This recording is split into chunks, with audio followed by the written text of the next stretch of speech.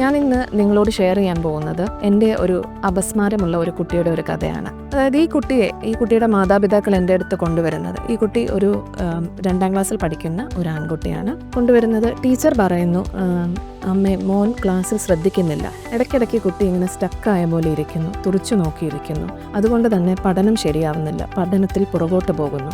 അപ്പോൾ ഇത് എന്തിൻ്റെ ലക്ഷണമാണ് എന്ന് ചോദിച്ചാണ് ഈ അമ്മ ഈ മോനെ എൻ്റെ അടുത്ത് കൊണ്ടുവരുന്നത്. അപ്പോൾ ഇത് അപസ്മാരത്തിൻ്റെ ഒരു ലക്ഷണമാണ്. കുട്ടികളിൽ കണ്ടുവരുന്ന ആബ്സെൻസ് സീഷർ എന്ന് പറയുന്ന ഒരു അപസ്മാരത്തിൻ്റെ ഒരു ലക്ഷണമാവാം ഈ ക്ലാസ്സിലിരിക്കുമ്പോൾ പെട്ടെന്ന് സ്റ്റക്കായ പോലെ ഇരിക്കുക, തുറിച്ചു നോക്കുക, ഒരു 30 സെക്കൻഡ് തൊട്ട് 1 മിനിറ്റ് വരെ എന്താണ് ചുറ്റും നടന്നതെന്ന് മനസ്സിലാവാതിരിക്കുക.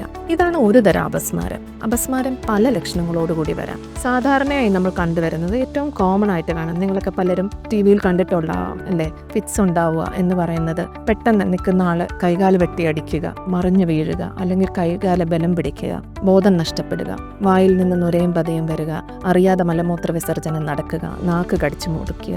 ഇതാണ് ഏറ്റവും സാധാരണയായി കാണുന്ന അപസ്മാരം. ഇതൊരു ജനറലൈസ്ഡ് സീഷറിന്റെ ഒരു ലക്ഷണമാണ്. ഞാൻ നേരത്തെ പറഞ്ഞ ആബ്സെൻസ് സീഷർ കുട്ടികളിൽ കാണുന്ന ഒരു തരം അപസ്മാരത്തിന്റെ ലക്ഷണമാണ്. മറ്റു പല ലക്ഷണങ്ങളും അപസ്മാരത്തിനുണ്ട്. ഉദാഹരണത്തിന് പെട്ടെന്ന് കയ്യിലിരിക്കുന്ന സാധനങ്ങൾ തെറിച്ചു പോവുക, അല്ലെങ്കിൽ സംസാരിച്ചുകൊണ്ടിരിക്കുമ്പോൾ പിന്നെ ചുറ്റും നടക്കുന്നത് എന്താണെന്ന് കുറച്ചു നേരത്തേക്ക് മനസ്സിലാവാത്തൊരവസ്ഥ, സ്വഭാവത്തിലുണ്ടാവുന്ന വ്യതിയാനം, അല്ലെങ്കിൽ സംസാരത്തിൽ പെട്ടെന്നുണ്ടാവുന്ന വ്യതിയാനം, ഇതെല്ലാം പലതരം അപസ്മാരങ്ങളുടെ ലക്ഷണമാണ്. അപ്പോൾ ആദ്യം തന്നെ ഇത് അപസ്മാരമാണെന്ന് മനസ്സിലാക്കുക എന്നുള്ളതാണ് ഏറ്റവും പ്രധാനം. എന്നാലല്ലേ നമുക്ക് ചികിത്സ തേടാൻ സാധിക്കുകയുള്ളൂ. അപ്പോൾ ഇത് അപസ്മാരമാണെന്ന് മനസ്സിലാക്കുക, ഉടനെ തന്നെ വൈദ്യസഹായം തേടുക.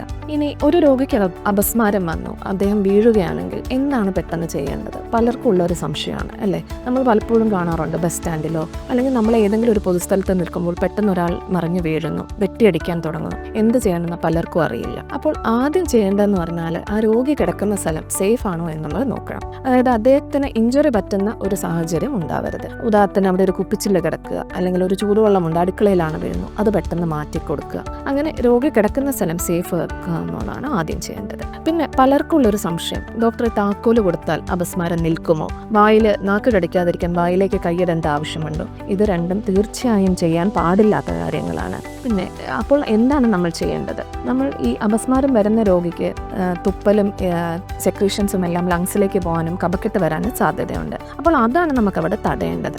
രോഗിയെ പതുക്കെ ഒരു പൊസിഷനിലേക്ക് ചരിച്ച് കിടത്തുക, അത് മാത്രമാണ് നമ്മൾ ചെയ്യേണ്ടത്. സാധാരണ രീതിക്ക് ഒരു 2 മിനിറ്റ് 3 മിനിറ്റിനുള്ളിൽ അത് ഫിറ്റ്സ് വെട്ടി അങ്ങ് തീരും.